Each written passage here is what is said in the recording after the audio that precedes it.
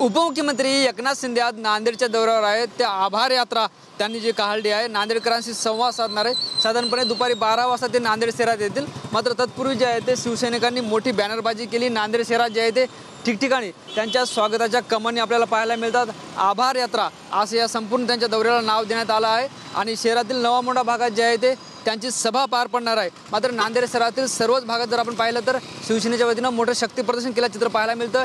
ठिकठिकाणी जे आहे ते चौकात बॅनरबाजी केलं चित्र पाहायला मिळतं। मुख्यमंत्री जे आहे ते बॅनर लावून स्वागत जे आहे ते शिवसैनिकाच्या वतीनं करण्यात आलं आहे। खरं तर निवडणुका झाल्यानंतर महायुतीला मोठं यश मिळालं आणि त्या यशानंतर जे आहे ते उपमुख्यमंत्री एकनाथ शिंदे यांनी हा आभार दौरा काढला आहे। त्या आभार दौऱ्याच्या अनुषंगानं नांदेड शहरात लावलेले बॅनर, नांदेड शहरात लावलेल्या कमानी आपण पाहतोय। खरं तर शिवसेनेच्या वतीनं या ठिकाणी जे आहे ते मोठी तयारी केलं चित्र पाहायला मिळतं। नांदेड शहरातील अनेक भागांमध्ये जे आहे ते अशा कमानी लावण्यात आल्या। त्याचबरोबर जे आहे ते भगवे पताके लावण्यात आलेत। नांदेड शहरातील संपूर्ण वातावरण जे आहे ते भगवेमय करण्यात आलं आहे।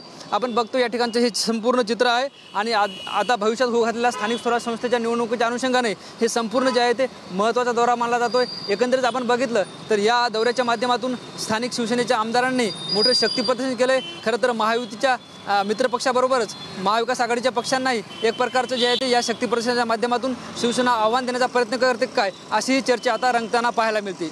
कॅमेरा पर्सन असगर अलीसह ज्ञानेश्वर लोंढे, TUNE9 मराठी, नांदेड।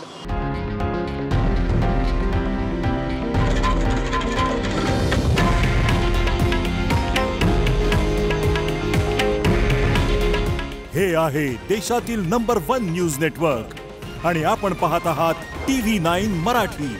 काळजी तुमची, हित महाराष्ट्राचं।